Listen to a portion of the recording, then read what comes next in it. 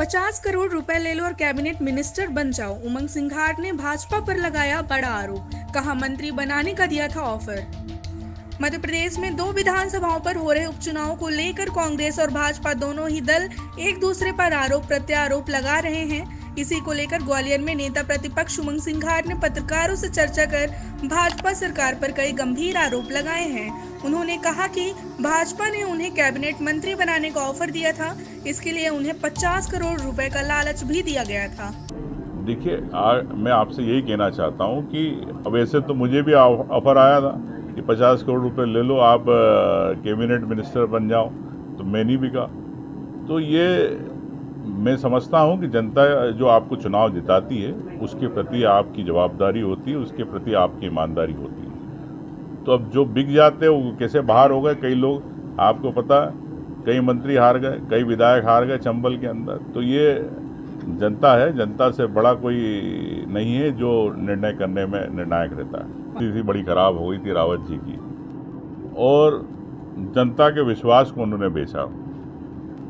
और निश्चित तौर से जनता इस बात को समझती है कि जो बिकाऊ है वो कभी टिकाऊ नहीं होते। इसलिए मैं समझता हूँ कि विजयपुर की जनता उन्हें घर भेजेगी। इतना बस नहीं, उन्होंने यह भी कहा कि कांग्रेस से भाजपा में पहुंचे रामनिवास रावत को लेकर नेता प्रतिपक्ष सिंघार ने कहा कि रामनिवास रावत भाजपा में क्यों गए हैं।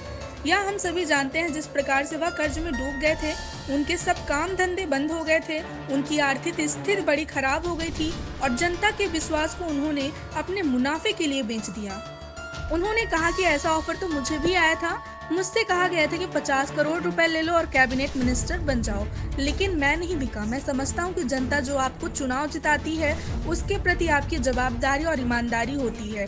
जो बिक जाते हैं वह कैसे बाहर हो जाते हैं आप सभी को पता है। यह जनता है और निर्णय लेने में इनसे बड़ा कोई नहीं है।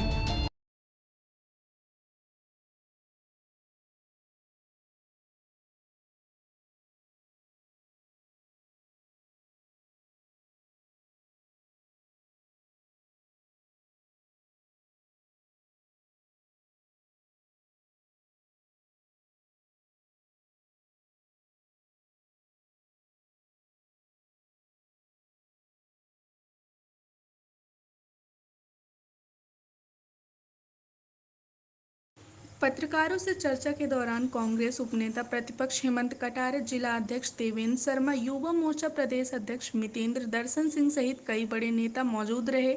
इसी दौरान उमंग सिंघार ने